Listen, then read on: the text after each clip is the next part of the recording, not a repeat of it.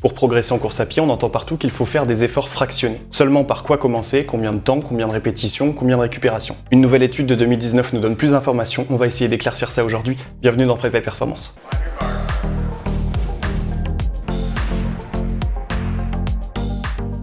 Une méta-analyse de 2019, c'est-à-dire une étude qui regroupe plusieurs études, a été publiée sur le travail en intervalle. Son but était de dresser un portrait général du travail intermittent à partir de résultats de différentes recherches. Elle s'est donc basée sur 53 protocoles pour en tirer des conclusions. Les résultats sont intéressants et mettent en avant le fait que pour des personnes non entraînées, les intervalles courts, d'une durée inférieure ou égale à 30 secondes, vont être efficaces dès un faible volume d'entraînement, donc moins de 5 minutes de travail, et ce à court terme, à savoir des résultats visibles à partir de 4 semaines. Ce qui rejoint donc la pertinence d'une séance de 30-30 pour améliorer sa VMA. Cependant, pour maximiser encore les effets de l'entraînement sur le VO2 max, des intervalles plus longs, à savoir 2 minutes et plus, à volume élevé, c'est-à-dire à partir de 15 minutes, durant 4 à 12 semaines, seront recommandés. Évidemment, là, on peut penser que l'on n'est plus sur une population non entraînée, puisqu'il va falloir être capable d'encaisser une telle charge d'entraînement. Ces résultats, en plus d'être intéressants par leurs recommandations, peuvent susciter le débat et l'interrogation. En gros, par quoi je commence et est-ce qu'il existe des clés pour quantifier le contenu d'une séance? Une séance trop limitée risquera de ne pas amener les résultats escomptés. Une séance trop dure va quant à elle fatiguer à outrance mon organisme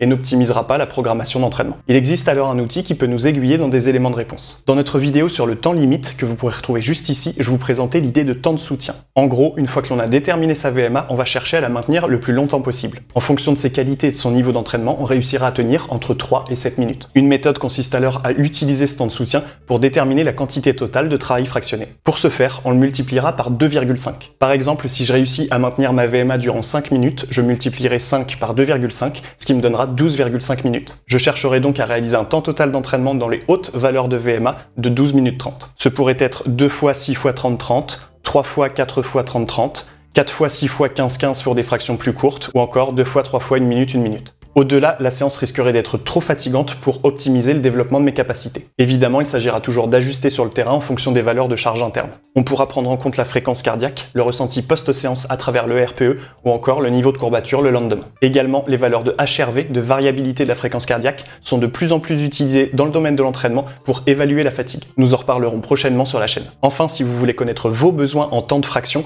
vous pouvez vous référer à notre vidéo sur la cinétique de VO2. Elle sera un bon indicateur pour le choix des durées de course pour vous. En conclusion, on peut dire que le travail fractionné est essentiel pour faire évoluer le muscle cardiaque. Toutes les études sont unanimes pour des améliorations à court terme chez des personnes peu entraînées et à plus long terme chez des athlètes bien préparés. Mais l'idée reste toujours d'individualiser ses propres besoins, pas en fonction d'un programme tout fait, mais bien de ses réactions physiologiques. On pourra alors dans un premier temps utiliser le temps de maintien comme outil de programmation de notre séance. Couplé à la cinétique de VO2 pour la durée des fractions, nous aurons une véritable séance individualisée pour progresser en endurance. C'est tout pour aujourd'hui, j'espère que cette vidéo sur le travail fractionné pourra vous permettre de vous guider sur vos propres séances d'entraînement. Comme toujours, si vous avez apprécié le contenu, n'hésitez pas à partager et liker cette vidéo. Nous sommes plus de 15 000 abonnés sur la chaîne, un immense merci à chacun de vous. On se retrouve très bientôt pour du contenu d'entraînement et d'ici là, entraînez-vous bien. Salut!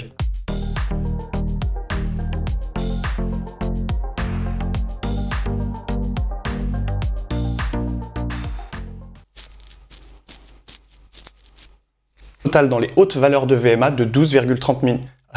de 12 minutes 30.